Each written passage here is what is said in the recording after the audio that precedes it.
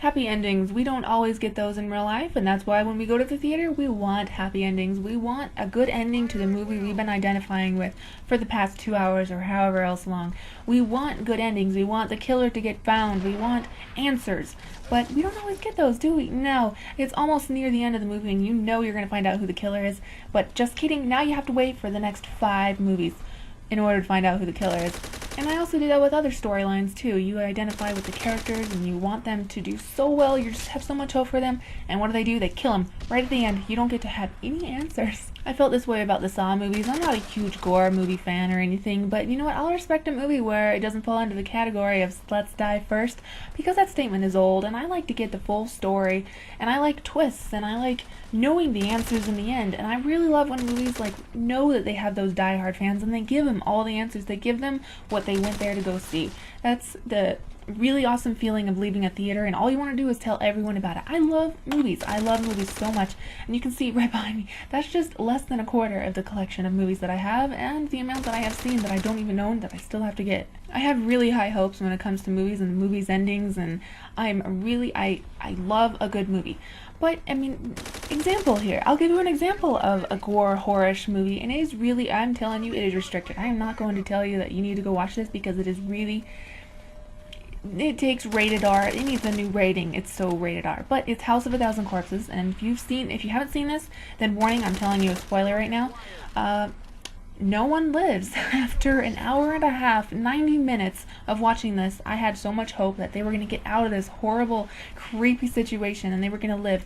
No one lives. I like where people can survive a horrible situation and they can get over it. They've had horrible things done to them and they can still move on and can go on with their life and hopefully warn others. I like a good ending. I like the story to come to an end and I like to know everything about it. That's why people go to movies in the first place. It's fantasy land. They like to put themselves in that situation. They like to imagine it. It's something they don't see every day in their life. It's not just horror movies that this happens to. It's not just them at all. In the movie Shawshank Redemption, this is going to be another spoiler alert, but at the end where Red is on the bus and he's going on his way to go see his friend, hopefully is what you think, it fades to a black screen for about 10 seconds. My jaw dropped. I was about to have an anxiety attack. I was about to panic and throw my precious can of Coke at my friends. I could not believe this was going to happen to me.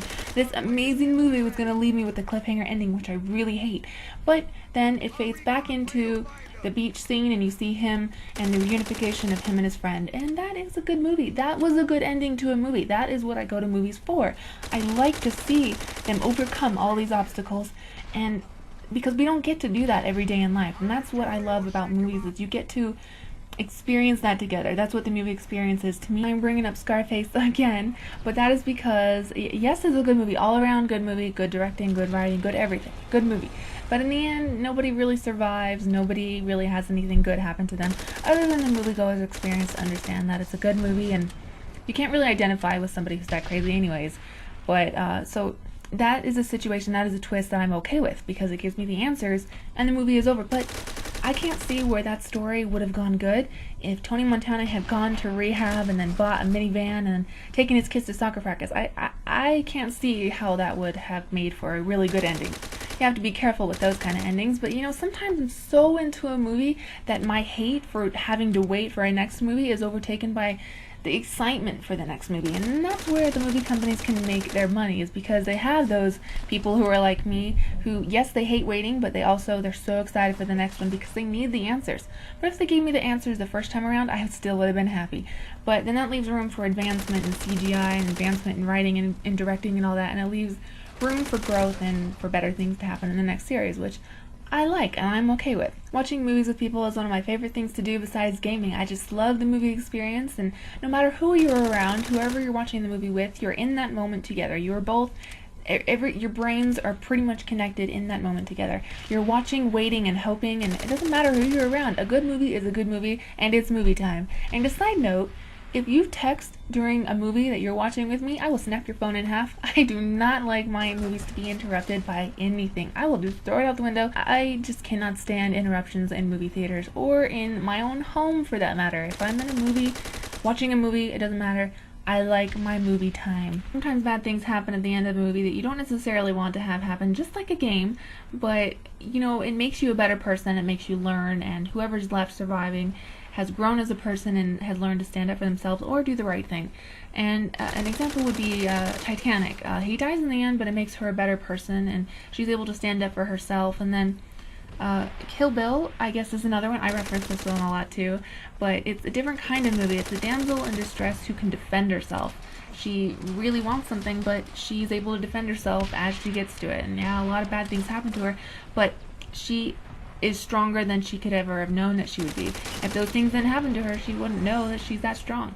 And that's how life is, and that's how the gaming world is. You can get over things. Good things will happen to you. I'm very positive when it comes to that, and I always believe that there's good that can happen to everyone. You just gotta be patient. Those bad things, they will go away. We will learn to make our own happy endings. We will learn to be our own hero. And it takes time to get there, but you have to take care of yourself before you can be somebody else's hero and help them out. And it's like this game. I struggled during this game. I didn't have anyone else to really help me, but I came out on top okay. And you just have to believe, though, those hard times, they're going to get better. You just gotta stay strong and believe in yourself and make your own happy endings, guys. And let me know some movies that have those kind of endings that I've been talking about. I really like a good movie, and I can never get enough of a movie, especially if I haven't seen it. So let me know. I'll see you around. Bye!